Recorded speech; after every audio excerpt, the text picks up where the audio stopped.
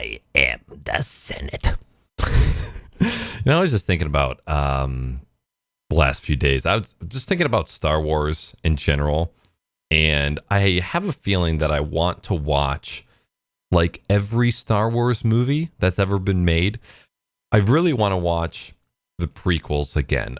For whatever reason, I know that I've seen them. I've seen parts of them so many times, but I don't ever think that I've really paid attention to the story of the prequels and like followed it along through every episode.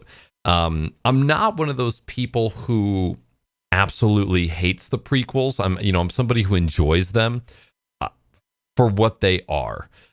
We've kind of talked about my take on movies and TV shows. For the most part, I don't feel like I have a super critical view of movies and TV shows, right? So like when I see a movie, I really just kind of appreciate it for what it is at the surface level, and I don't do too much digging. I don't find myself to be too critical.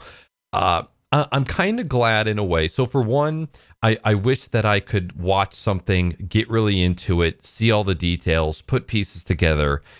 But at the same time, I'm glad that I don't, because I'll never forget, we saw The Last Jedi in theaters, and I thought it was okay. I've really tried to stay away from people who are reviewing movies or TV shows or games. I really try to just stay away from those. And I saw the movie. I thought it was good. There was the scene of the fight with Rey and Darth Vader and Kylo Ren in the throne room. And I remember thinking that it was just an awesome scene. I thought those like 15, 20 minutes of everything that happened was really, really cool.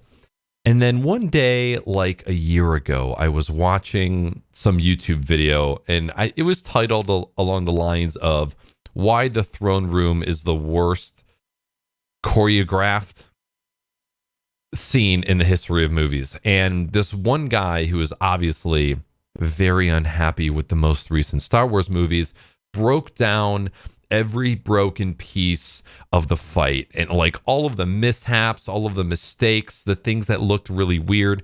And I remember going into that video having a very positive outlook on the scene as a whole.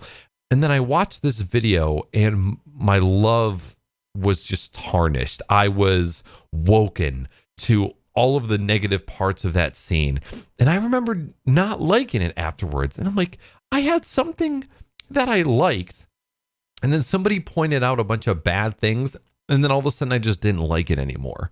That really bothered me. And I don't know if that is good that happened. If that was beneficial for me to see what an abysmal fight it was, or if I should have just been happy with my first impression of the movie and then just went on with my life. And I to this day, I still really don't know kind of like where I fall with that. Other than I know that I'm really sick of reading other people's opinions about content.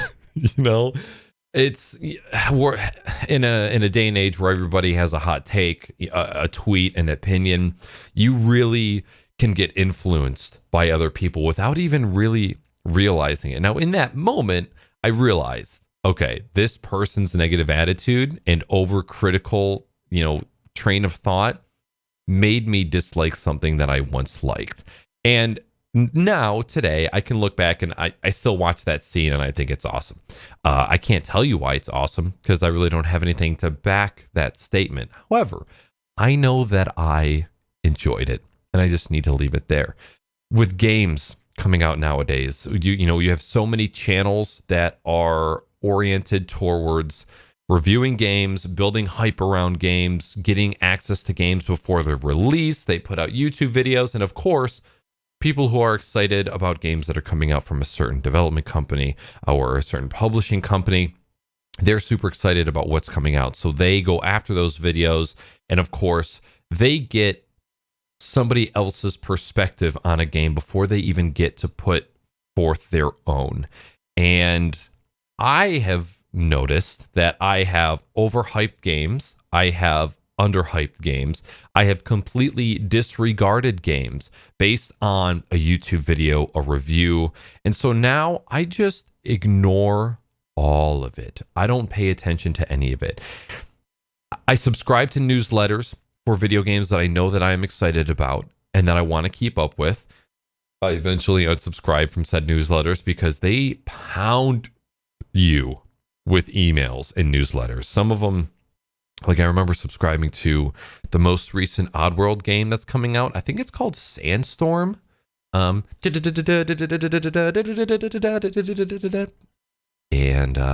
yeah, they just sent out so many emails, and so many of the emails were in reference to re-releases of previous games and just content that didn't involve the upcoming game. And I remember just getting really sick of it. I don't know about any of you.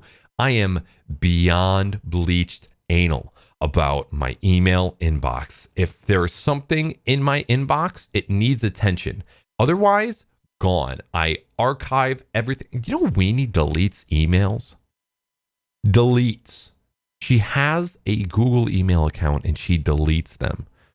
I just about broke up with her regarding this. We were talking about Twitch taxes, and we were going over just like expenses.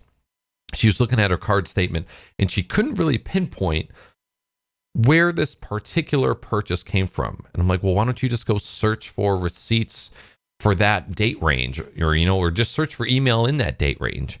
She goes, those emails are long gone. And I said, what do you mean they're long gone? And she said, well, I delete those. As soon as I get them, I delete them. And I'm like, who deletes emails? You have like unlimited email storage. I mean, with Google, I think you have 15 gigs with a standard account, 30 free gigs with a business account. And then I think it's $2 to have 100 gigs of cloud storage with Google. I was so blown away by that. And she's like, yeah, so you guys are gonna have to let me know if you delete emails or if you just keep them around. I was so blown away. Ever since I've ever had any sort of email. Now with work, with it being Office 365 and Outlook, and you having to like maintain an archive of email locally on your machine, yeah, it's good to delete emails, especially with me being involved with a technology support company. I get thousands of emails that are just alerts. Hey, backup finished, backup failed, server went down. I get hundreds of thousands of those. So yes, you can delete those. But as far as emails from people or newsletters or receipts or payment confirmations, never delete. Archive them all. Because you never know when you got to go back and you got to reference something. And especially now with running a business, and I say that loosely because, streaming is a business, but I just have a doing business as. I don't actually have a registered LLC or an S Corp. But you never know, we're going to have to go back and check on things. So never delete emails, ever. Okay? It is 7:16 a.m.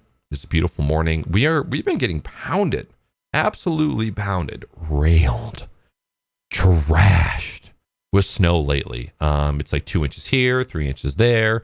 Weenie knows all about getting a couple inches every once in a while. A couple means 7. If you know what I'm saying. My mouth is dry. I got to drink.